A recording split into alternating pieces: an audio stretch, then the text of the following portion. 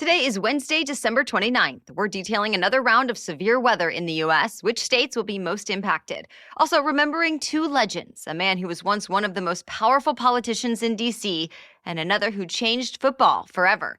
Plus, why a popular video game developer is paying $100 million, why some retailers will refund your post-holiday returns, but let you keep the item anyway, and which companies were listed as the best places to work in 2021.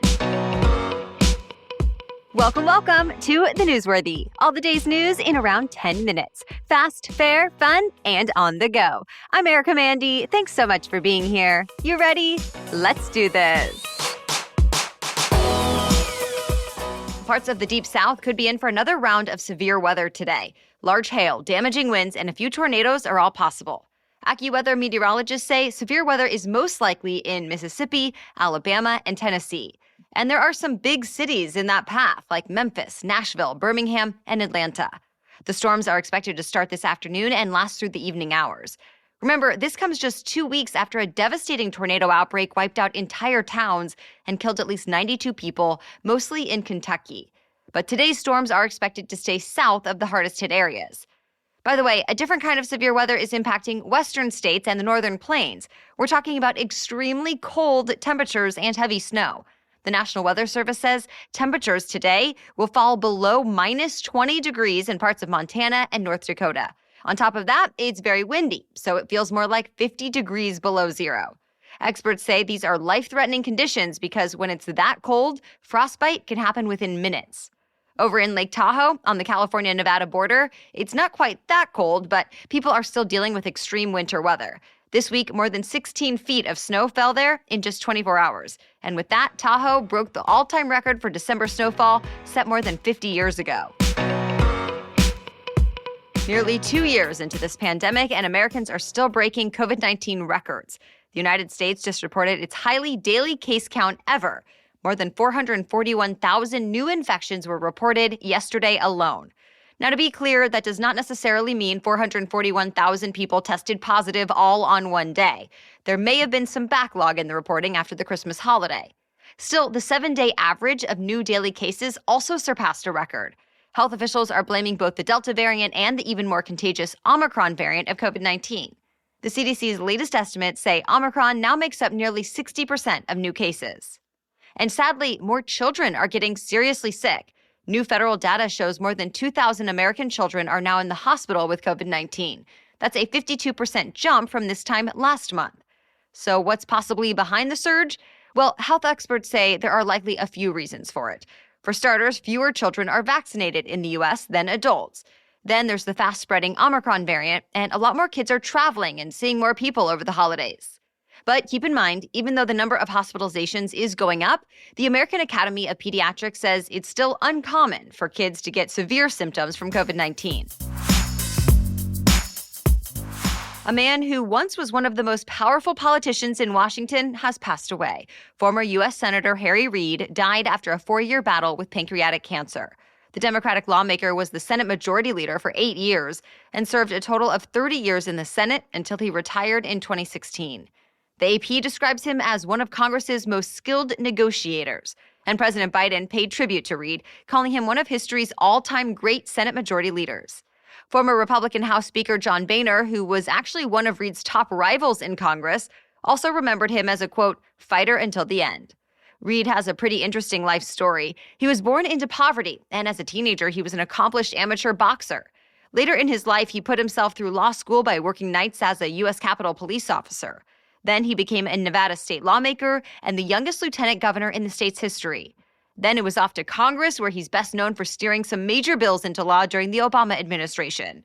Now, in tribute, flags are being lowered to half-staff at the U.S. Capitol.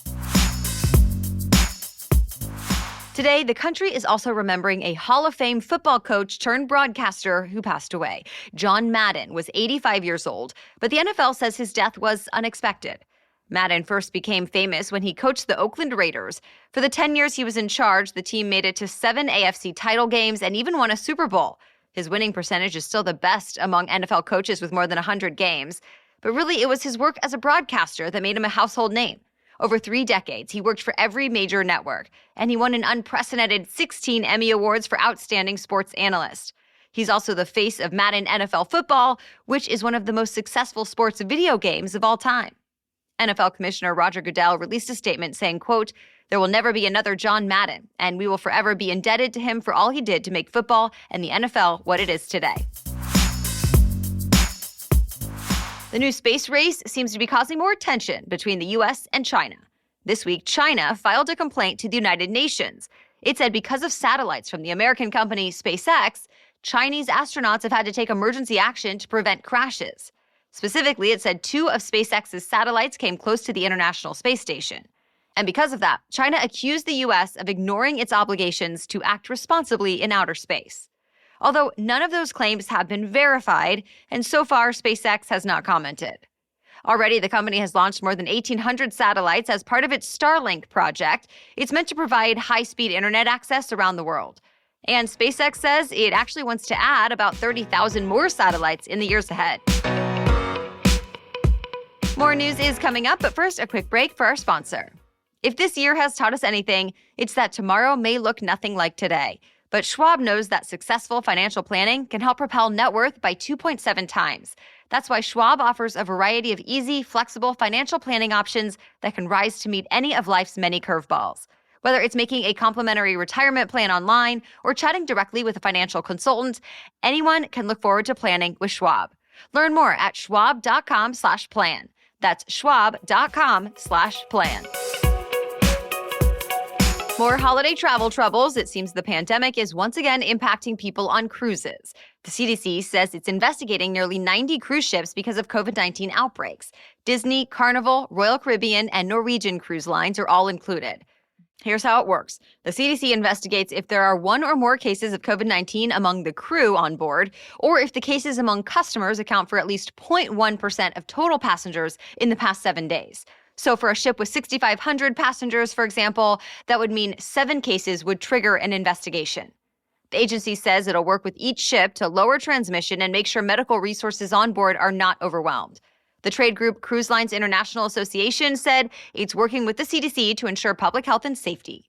And a spokesperson added many cruise operators have already added more measures, like more masking and testing, because of the Omicron variant spreading. Cruises have just barely staged a comeback. They started to sail again this summer after more than a year of being paused in the U.S. The company behind super popular video games like League of Legends has now agreed to pay $100 million to settle a class action lawsuit.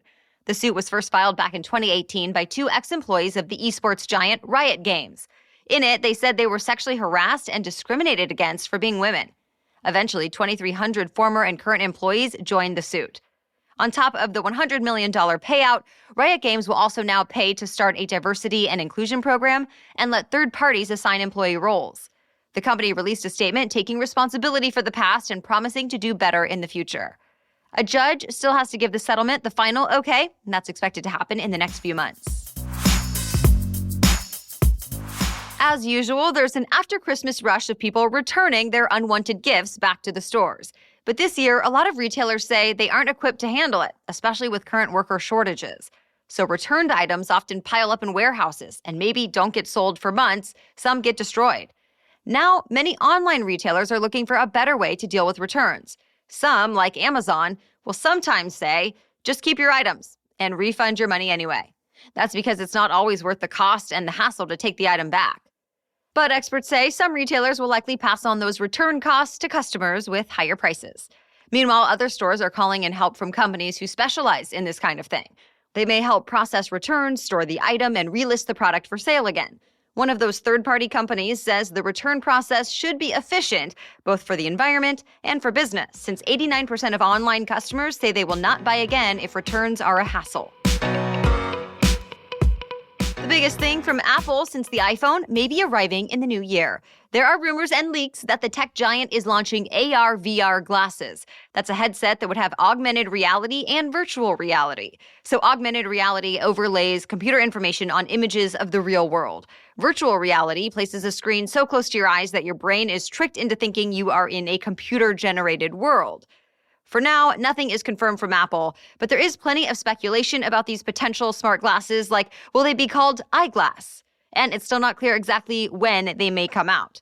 If the leaks and rumors are true, though, Apple will have lots of competition in the smart glasses market. CNET reports we should expect a whole new wave of smart glasses in the new year, in addition to what's already available.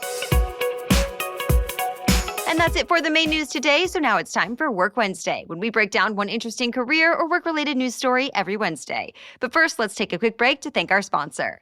Before I started the Newsworthy, I worked for more than a decade in traditional TV news, and I saw a lot of sad stuff in person every day. It's a big part of why I left and started this podcast, not only for myself, but also for others who felt bombarded by too much sad, alarming news. And I realized if we're not careful, any stress that we face in our lives repeatedly can lead to unnecessary anxiety. But thanks to therapy, it doesn't have to. And BetterHelp offers professional counseling that is both convenient and affordable. BetterHelp will assess your needs and match you with your own licensed professional therapist in a safe and private online environment, so you can connect from the comfort of your home. BetterHelp's counselors specialize in a variety of areas, including stress, anxiety, relationships, sleeping, trauma, anger, grief, self-esteem, and more. I want you to start living a happier life today. And as a Newsworthy listener, you'll get 10% off your first month by visiting betterhelp.com/newsworthy. Join more than 1 million people who have taken charge of their mental health. Again, that's BetterHelp, H-E-L-P, betterhelp.com/newsworthy. Now back to Work Wednesday. With Americans spending the bulk of their waking hours at their jobs, we know how important it is to enjoy where you work. That's why we're checking out this year's best places to work.